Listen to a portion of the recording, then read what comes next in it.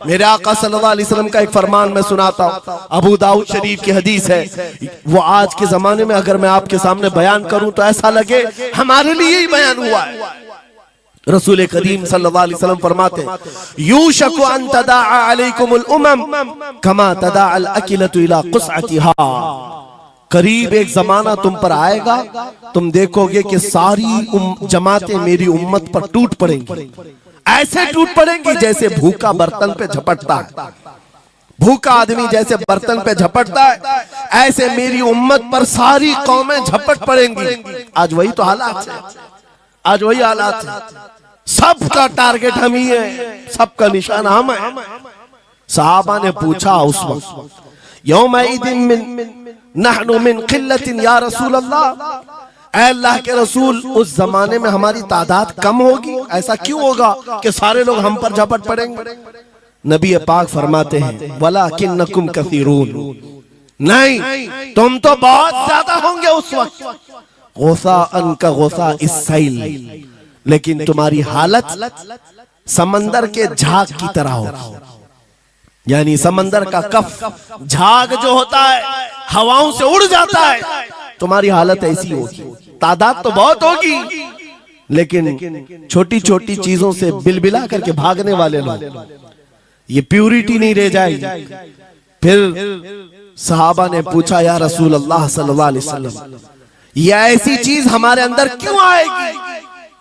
मेरे आका फरमाते हैं, वजह दो ही होगी, दो चीजें जब तुम्हारे दिल के अंदर आ जाए तो अल्लाह ताला तुम्हारे दिलों से, तुम्हारे दिलों के ऊपर काफिरों का, दुश्मनों का रौब डाल देगा। तुम डरते डरते जीने लग जाओगे, खौफ के आलम में जीने लग जाओगे।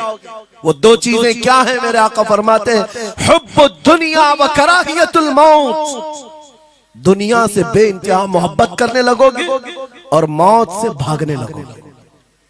मौत से तुम्हें नफरत हो जाएगी, डरने लग जाओगे। ये दो चीजें जब तुम्हारे अंदर आ जाए, तुम्हारे दिलों पर काफिरों का रौब डाल दिया जाएगा, दुश्मनों का खौफ डाल दिया जाएगा। क्या ये दो चीजें आज हमारे अंदर आ गई? है नौजवान, दुनिया में ऐसे मस्त हो गए, हर एक को अपनी मसलहत है। मेरी दुकान कैसे चलेगी, मेरा बिजनेस कैसे चलेगा। मौलाना तो तकरीर करते हैं, ये बोलते हैं इनको कुछ हो गया, हमारे बच्चों का क्या होगा। ये सारी मसलहतों की बातें मैं सुन सुन करके पक गया हूं। बहुत सारे लोगों को तो ये लगता है इनके साथ मत बैठो, वरना कल को पकड़ के ले जाएंगे तो तुम्हारा भी नाम आ जाएगा। बहुत सारे स्टेज पर उलमा के हालात पर अभी तो चल रहा है, जिस दिन कोई टारगेट पर आए इधर उधर बैठने से भी डरने लगे। इनके ऊपर इतने केस हैं, बाजू बैठने वालों की भी हालत खराब हो जाएगी, हमारा भी नाम ना आ जाए। मेरे अजीजों, ये सब गीदड़ भपकियां हैं, तुम्हारे ईमान का इम्तिहान। मैं तो यही कहता हूं, हमारे साथ कोई मामला नहीं।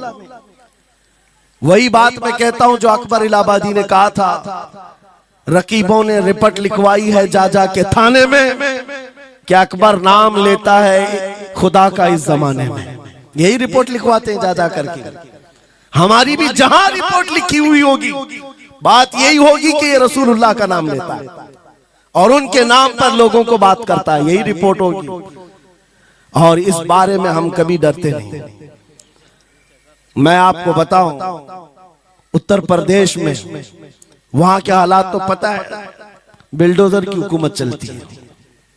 लेकिन मेरे अजीजों, एक मौलाना साहब ने कहा, आपके साथ जलसे में बैठकर मैं लब्बैक लब्बैक के नारे लगा रहा था, दूसरे दिन मुझे थाने बुला लिया और फिर मुझे बहुत ज्यादा मामलात हो गए। कहा कि मौलाना तुम ही नारे लगा रहे थे।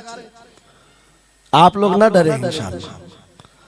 यहां पर तो उन्होंने मुझसे कहा, मैं कहा क्या हुआ? फिर कुछ हुआ? कहा मुझसे कह रहे थे केस हो जाएगा, हालात बिगड़ जाएंगे, खराब हो जाएंगे। मैंने कहा फखर करो मौलाना इस बात पर, दुनिया चोरी करके थाने जाती है और तुम नबी का नाम लेकर जा रहे हो। कौन सा मसला है? बात सिर्फ इतनी है मेरे अजीजों, हम बोलते रहेंगे उस वक्त तक जब तक अल्लाह तबारक व तआला ने जुबान रखी है।